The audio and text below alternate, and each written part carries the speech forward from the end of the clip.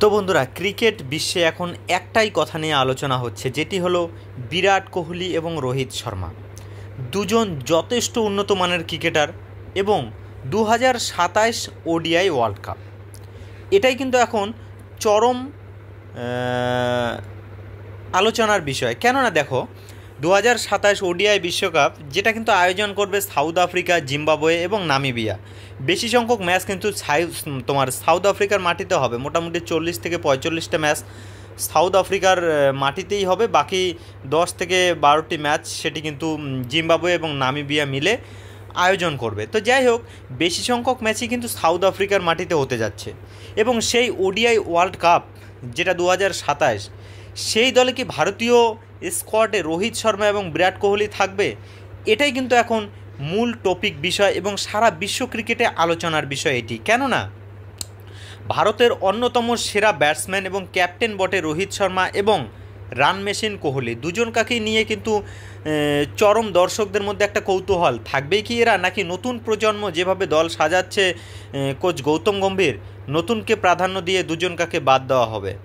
যথারীতি বলতে গেলে এখনও এই পরিস্থিতিতে কিন্তু আমরা যদি সেই ওডিআইয়ের র্যাঙ্কিংয়ের দিকে দেখি, সেখানে কিন্তু 1 নম্বরে শুভমান গিল থাকলেও 2 নম্বরে রোহিত শর্মা রয়েছে, 3 নম্বরে বাবর থাকলেও 4 নম্বরে বিরাট কোহলি রয়েছে। তো যাই হোক, তারা কিন্তু র্যাঙ্কিংয়ে যথোপযুক্ত স্থানে থাকলেও একটা কথা মাথায় রাখতে হবে, 2027 সালে রোহিত শর্মার বয়স পৌঁছাবে 40 বছর এবং 39-এ পা দেবে বিরাট কোহলি। তো সেই 40 বছর এবং 39 বছর বয়সে তাদের ফিটনেস এবং পারফরমেন্স কি সেই লেভেলের থাকবে ওয়ার্ল্ড কাপ খেলার মতো?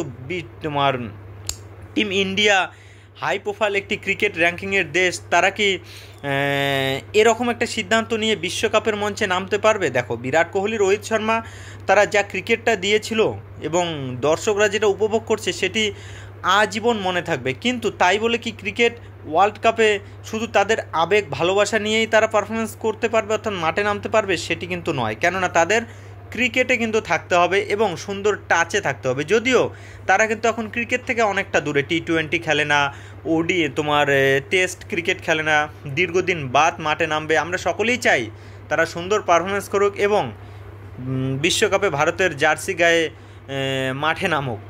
কিন্তু সেটা কি আমরা দেখতে পারবো? তোমাদের কি মনে হয় তা কমেন্ট করে জানিয়ে দিও।